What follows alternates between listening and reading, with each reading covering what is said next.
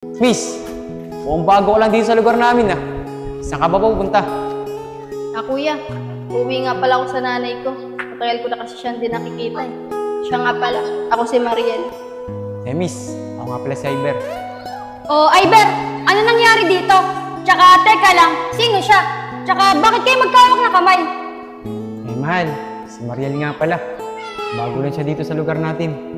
Nakita ko kasi siya kanina eh. Naglalaro na naman ng tatlo. Nung nakita mo yung magkawak ng kamay, nagpapakilala siya sa akin. Oh, Iber, tara na. Meron pa tayong dapat pag-usapan. Sige Mariel, diyan ka na muna. Mauna na kami.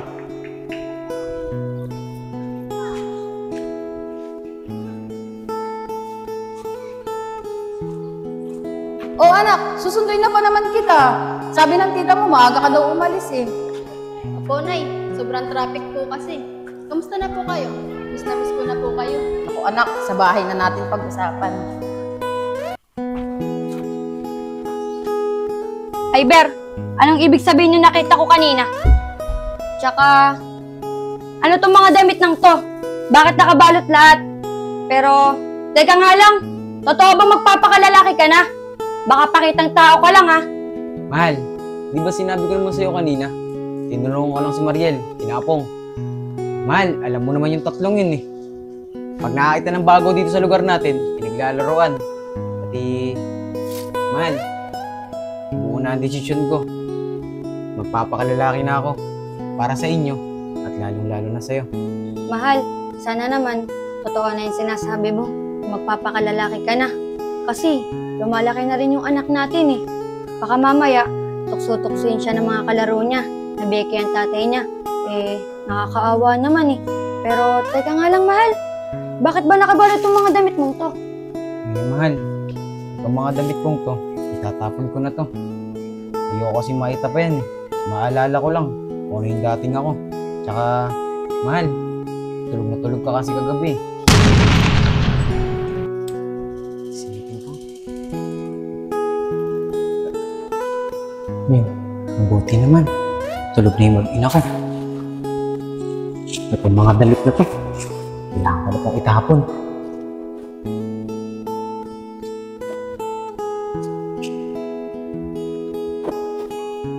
Ito ang dahilan kung bakit nag-aaway ng asawa ko. Mahal, sana naman maging okay na tayo. Tsaka mahal, bukas na bukas pala, aalis ako. Maghihanap ako ng trabaho. Talaga ba, mahal? Hawakan mo ang aking kamay at tayong dalawa'y maghahasik ng kaligayahan. Bitawan mong unang salita.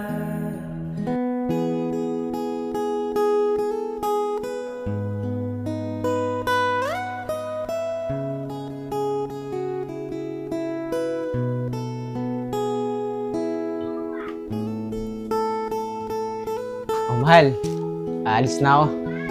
Sana naman, makahanap agad ako ng trabaho at patanggap ako. Sige, mahal. Mag-iingat ka ha. Sige mahal, aalis na ako. Oh, Mariel anak, mangaga mo nagising. Opo, Nay. Siya nga pala, nakapagluto na rin ako. May kwento nga po pala ako sa inyo, Nay. Kahapon, may 3 lalaki na nangungulit sa akin. Buti, dumating si Iber. Pinagtanggol niya po ako. Teka anak, si Beshing Iber ba yung sinasabi mo? Paano ka may pagtatanggol nun? Becky yun. Nay, parang di naman po Becky si Iber. Kasi kahapon, parang takot po sa kanya yung 3. Ah, ganun ba anak? Kasi ang pagkakaalam ko sa kanya, Becky siya eh. Nay, pwede po ba akong bumili muna? Sige anak, mag-iingat ka ha. Sige po, Nay.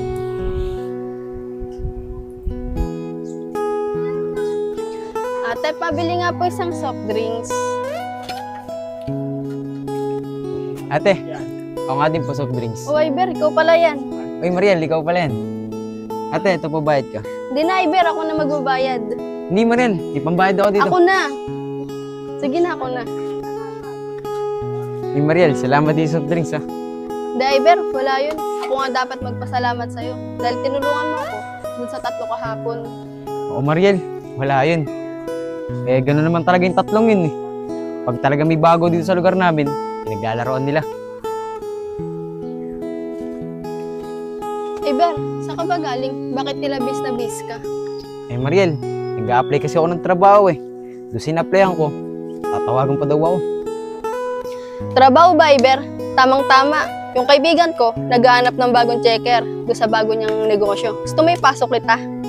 Naku, Mariel, wag na. Nakakaya naman sa'yo. Tsaka bago lang tayo nagkakilala. Tutulungan mo agad ako. Hintayin ko na lang tong tawag. Yung in-applyan ko. Ano ka ba, Iber? Wala yun. Alam ko namang mabuti kang tao. Tsaka, hindi ako mapapaya sa kanya pag naipasok kita. Sige, Mariel. Maraming salamat talaga. Pero sasabihin ko muna to kay Shane para malaman mo kung ano yung sagot ko.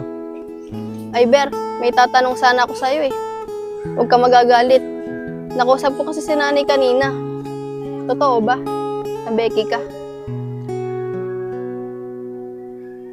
Eh, Mariel, mabang storya kasi. Tsaka ko na lang sasabihin sa'yo pag nakita ulit tayo. O paano, Mariel? Mauna na ako ah.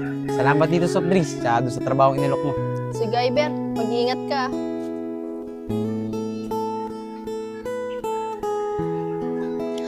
Naku, mukhang nagalit yata sa akin sa Iber kanina. Sa tinanong ko sa kanya.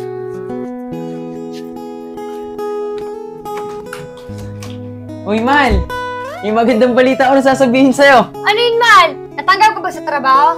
Mahal, naalala mo ba si Mariel? Yung tinulungan ko nakakaraan. Mahal, nakausap ko siya kanina. At ang sabi niya sa akin, tutulungan daw niya ako magkatrabaho. Dun sa may kaibigan niya. Ipapasok daw ako bilang checker. Bakit, Mal? Wala ka ba nahanapan na trabaho doon sa nilakad mo kanina? Tsaka, bakit ka nakikipag-usap kay Mariel? Eh, kakikilalang pa lang naman sa kanya. Di mo pa naman siya lubusang kilala ang pagkatao niya. Eh, mahal, tingin ko naman kay Mariel eh. Mabuti siyang tao. Tignan mo, kakikilala niya sa akin. Tutulungan niya agad ako magkatrabaho. Pati, mahal, para naman sa'yo to eh. At lalong-lalo na kay Tina. Di ba, mahal, kailangan ko ng trabaho. Di naman pwede lagi tayong manghihingi sa mga magulang natin. Basta, Mal! Huwag mong pasukin yung trabaho na inaalok sa'yo ni Mariel. Baka mamaya, kung anong trabaho pa yan eh, mapahamak ka pa. Gusto mo, ako na lang maghanap ng trabaho eh. Eh, mahal, di naman pwede yun. Ako ang haligi ng tahanan, kaya dapat ako magtatrabaho dito sa bahay na to. Basta, Mal! Huwag mong pasukin yun!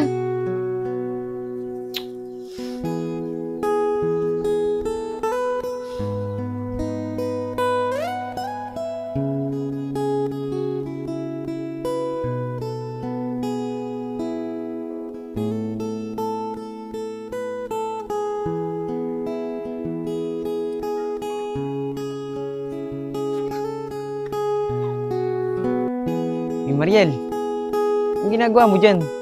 Bakit nag-iisa ka? Iber, nagpapahangin lang ako. Nainitan kasi ako sa bahay. Ikaw, saan ka pupunta? Ah, Mariel, pauwi na rin ako. Galing kasi ako doon sa kumpare ko. Tsaka, Mariel, yung tinatanong mo kanina, oo yun, naging beke ako. Paano nangyari yun, Iber? Di ba pinagtanggol mo pa ako nung nakakaraan sa 3? Naguguluhan ako eh. Eh, Mariel, pwede bang umupo muna tayo? Para naman may kwento ko sa'yo na maayos. Sige, Iber, maupo muna tayo.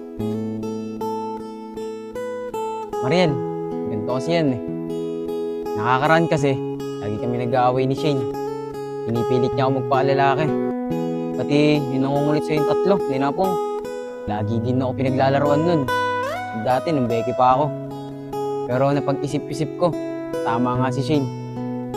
Na magpaalalaki na ako dahil lumalaki na yung anak namin. Ano, Iber? May anak ka? Paano nangyari yun? Di ba sabi mo sa akin, Becky ka? Eh, Mariel, dati kasi, matalik kong kaibigan talaga si Shane. Eh, yun. Nagkainuman kami.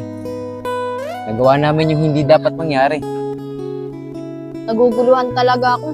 Pero Iber, pwede ba tayo maging magkaibigan? Mga tol, grabe talaga si Iber, no? Pakilamero. Kaya nga mga tol eh. Pero huwag kayong mag-alala. May araw din yung sa atin si Iber. Pero tol, saglit lang. Si Iber, oh. Mga tol, bakit kausap ni Iber yung bagong lipat na babae dito? Kaya nga mga tol eh. Pero tara, sabihin natin kay Shane. Tara, kailangan malaman to ni Shane. Tara. Oo naman, Mariel. Walang problema dun. Pwede tayo maging kaibigan. O Shane, buti nakita ka namin. May magandang balita kami sasabihin sa'yo. Di ba nga mga tol? Kaya nga, Shane! Hoy, kayong tatlo, tigilan nyo nga ako. Pagka gantong mainit ang ulo ko, baka tamaan kayo sa akin. Shane, huminahon ka. Kailangan mo itong malaman. Itong good news na sasabihin namin sa'yo. Di ba nga mga tol? Kaya nga, Shane! Sigurado ako, magugulat ka sa makikita mo. Sige, sabihin nyo sa akin. Kanina ko pa rin kasi hinahanap yung asawa kong si Iber eh. Shane, yun na nga yung sasabihin namin sa'yo eh. Nakita namin si Iber, kasama niya yung babae na bagong lipat dito sa lugar natin. Sigurado ba kayo? Baka mamaya pinagloloko nyo ako. Di Shane, sigurado kami. Gusto mo, samahan ka namin eh. Sige, tara, samahan nyo ako. Tara!